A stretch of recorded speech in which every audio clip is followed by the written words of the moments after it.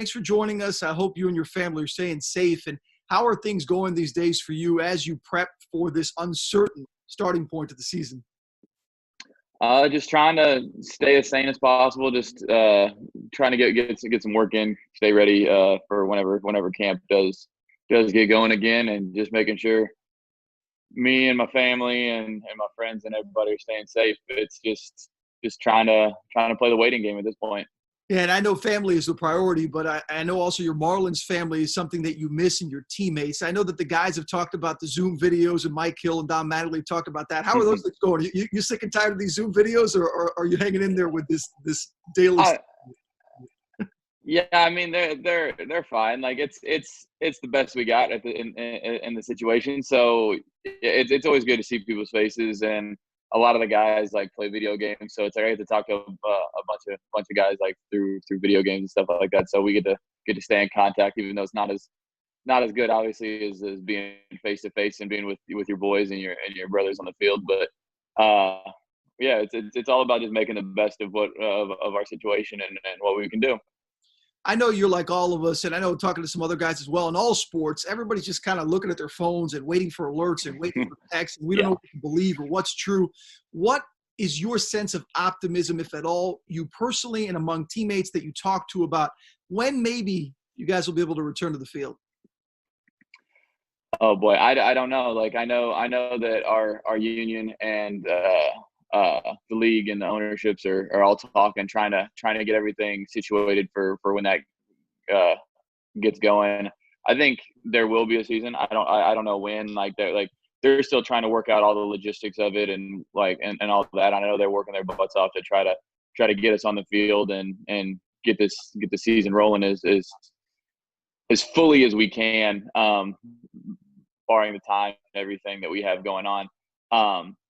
It's not a small task. There's a lot that goes into it, obviously, with like players' logistics and housing and all of that goes on, especially with a lot of governmental restrictions and things like that. So it's definitely no easy matter to have figured out. I'm optimistic that there will be a season. When that may start, that's way above my pay grade. I'm just here waiting to hear news, just like everybody else.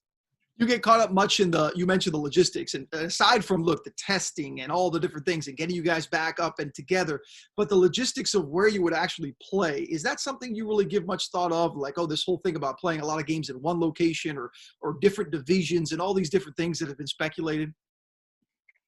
Yeah, there's been a lot of speculation. That's the hard part, is trying to weed through what's real and what's absolutely just completely made up. And that's the hard thing, is like when you're not in constant communication and involved in every conversation and all the things that are actually going on. Not everybody is as involved with all the discussion. So you're trying to do that realistic evaluation yourself.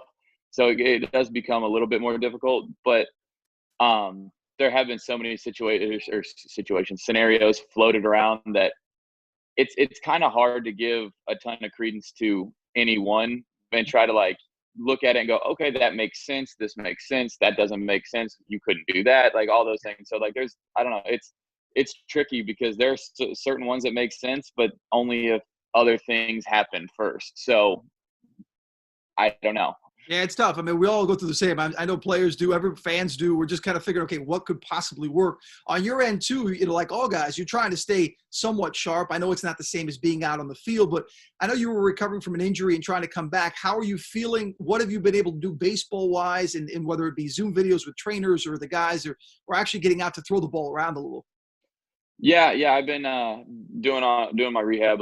There's a facility up here that I've been doing my rehab at, getting my work in, staying physically ready. I've been throwing one of the dudes that lives at my house.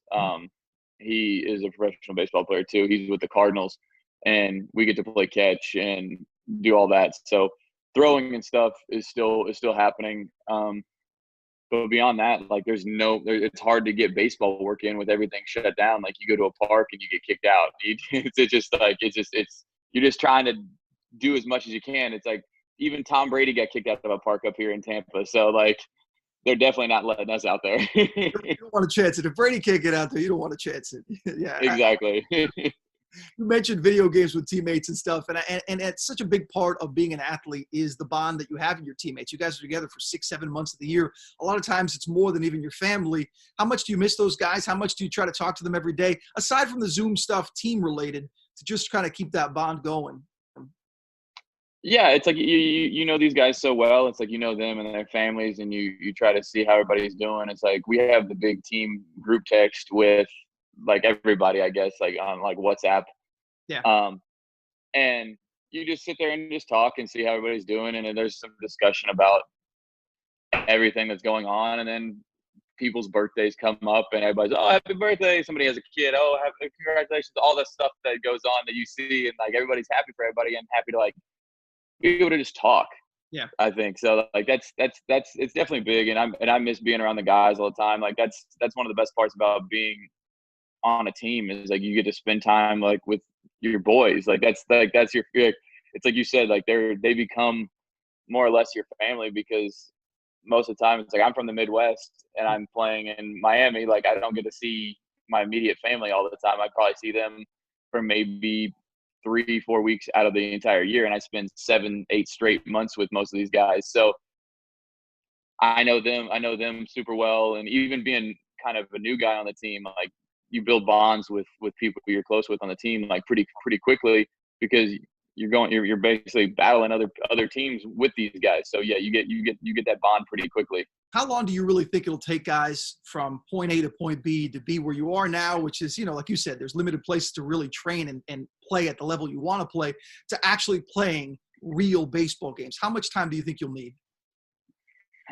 That I don't know. That's a really tough question because it's like I don't know. Everybody, you look at like people how they play in spring training. It's some people might need, position player wise, might need to go out there and get 10 at bats, 15 at bats, 20 at bats to get ready. And then some people might need to see 60 at bats to get ready. And then starters have to get built up to a certain number of pitches or number of innings so they can like go out there and have them be capable of doing their job the right way and not taxing the bullpen, which is got a limited number of guys and you can't run them into the ground. So it's a pretty fine line because some people need a lot and some people don't need a lot. Like, I don't know, like as a reliever, a couple, 2 or 3 weeks, okay, like you could get that done. As a starter, that it becomes a lot more difficult. And as a position player, it's a flip of a coin. There are a lot of guys that like to see a lot of pitching. And like, I haven't faced a live hitter since camp stopped.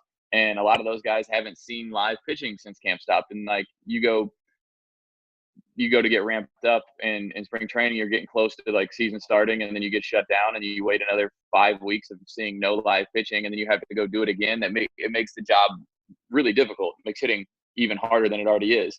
So I don't know. It's definitely going to be interesting to see how people ramp back up and get all their stuff going. Now, I know the team as an organization is doing a lot in the community, and I know you're in Tampa, and it's tough because it's hard to help out when there are restrictions to be outside. But how much of a focus in to keep in contact with the community, with the fan base, to make sure everybody's okay? And the message from the organization, I know, has been for people to stay safe and that support them, but understand you guys will be back at some point soon. How much have you followed exactly that the team has been doing?